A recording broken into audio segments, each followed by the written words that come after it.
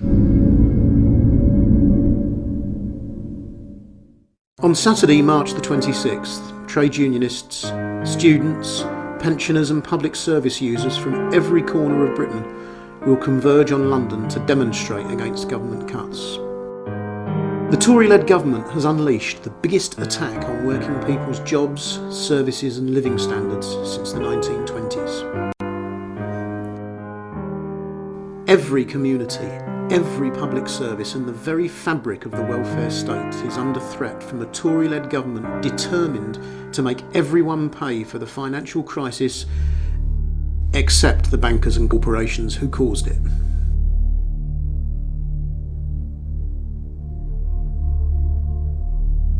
What this government is trying to do is pin the blame for the problems of the economy, the fact that the country's gone bust, on the working class, on working people, on pensioners, on people that are using the health service, people that are using their local community services and the council services. But what they should be doing is blaming it on the wealthy, on the bankers, on the big shareholders and on capitalism itself. The attack is so big and the cuts so deep that if we allow them to go ahead, they will destroy more than 1 million jobs and strangle the economy. And for every public sector job destroyed, at least one more would be lost in the private sector. At present, they should be putting money into the economy, building up the economy first, and then thinking about reducing the national debt. Putting more people on the dole is not going to work, because that means you've got people that are not earning, therefore not spending, therefore no money in the economy.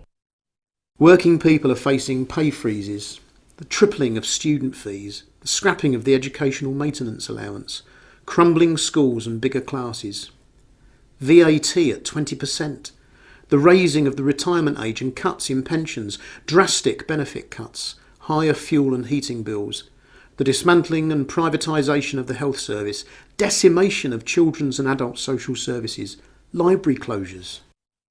And the government will wipe billions off the value of pensions and benefits by switching its measure of inflation from the retail prices index to the lower consumer prices index. Our pensions that we've built up over the years are now going to be changed by using the rating of the CPI, which is the consumer price index, rather than the retail price index, the RPI, which is always something between 0.5% and 0.75% more than CPI each year. Some people might say, well, it's not a lot. But if you magnify that by 5, 10, 15, 25, 30 years, the average person who lives 30 years after retirement is going to receive a pension in excess of 27% less than what they would have done if they didn't change the way they formulated pensions. Transport services are facing drastic cuts that could destroy 1 in 5 bus routes, hitting some of the most vulnerable and least mobile people in our communities. Rail fares will be increased by 30%, while the privateers cut services and essential staff to boost their profits. And lifeline ferry services are once more under threat of privatisation. But for the bankers, whose unregulated greed caused the recession, it's obscene bonus as usual. And all paid for with our money. All in it together. I mean, who does he mean by that, Cameron?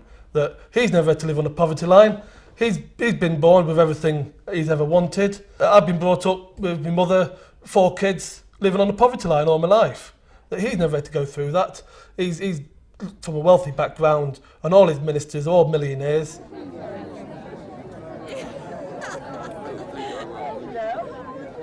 This is all created by Scott. In it together? Yeah, don't think so. I think what he meant was we're in it together, but not you and not you and not you. Britain's recession wasn't caused by public spending on services people need, and it won't be ended by cutting them. The banks that sparked the recession have been handed £1.3 trillion of our money to keep them afloat, and continued subsidy worth a staggering £30 billion a year. Yet they're still profiteering on mortgages, and threats to clamp down on them have come to nothing but empty spin. And as the cuts pushed the economy into reverse, the Tory Chancellor had the cheek to blame it all on the weather. The government of millionaires is attacking the welfare state because they don't like it.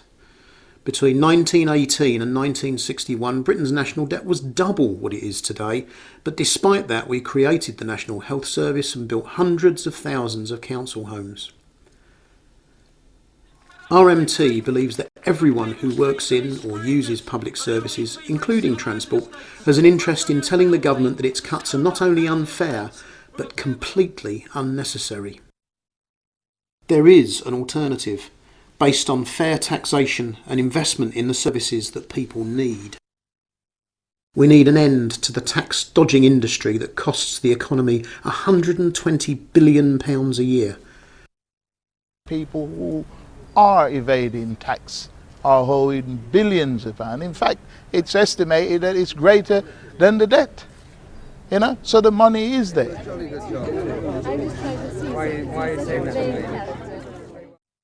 We need a fair tax system in which the richest and the corporations pay most. We need to harness the banks to play a socially useful role, lending at reasonable rates. We need investment in the services that people need. We need to see a massive programme of building council homes, creating jobs and stopping a return to the madness of a hyperinflated housing market. The priorities should be getting the money back from the bankers. The priorities should be getting rid of the internal market in our public services, reversing privatisations of public services and contracting out, and making sure that we have good quality public services going forward that aren't at the behest of privateers, spivs and speculators. On Saturday, March the 26th, the TUC has called a demonstration in London, and RMT is organising to ensure the biggest possible turnout from RMT members and their families and friends. So on March the 26th, join us in what is likely to be one of the biggest demonstrations ever seen in Britain. Get aboard one of the hundreds of buses and trains coming to London and bring your family and friends. RMT members' families go to universities, RMT members' families use hospitals, RMT members' families use public services. That's why we need to defend those things, because it's about our quality of life agenda as well. They're trying to destroy our welfare state and everything that we fought for. Whether you're a young person, an old person, disabled or whatever, we still want everybody to come down on March 26th and show that we are all in this together. We're all in the fight back together. Join us down in London and pick up a banner and let's show the government how we all feel. And all you women out there, come and join them. It's not a union for men, as we keep saying, it's a union that involves women, and come out and show your voice. This march is our opportunity to show that working class people and trade unionists and RMT members are not prepared to accept the blame for an economy that's gone bust, and it's not their fault. London is the place to be on the 26th because we want to show those people in so-called in power that the people are marching. And if they can march globally in Cairo and Tunisia, then surely we can do it in London. This is an opportunity for the entire trade union movement, representing all grades in Britain, whether they be doctors, whether they be nurses, manufacturing workers, transport workers like yourself, to come together and say that as far as we're concerned, that we're not prepared to accept that working people have got to pay the price for the damage that the bankers have done to this country. We intend to have a different kind of Britain.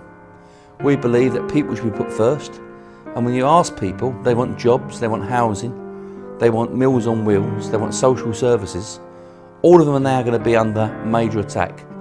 On the 26th of March, turn up with your families, turn up with your friends, and let this coalition government know they're going down the wrong track. Thank you. For details, contact your RMT regional office and visit the union's website at rmt.org.uk.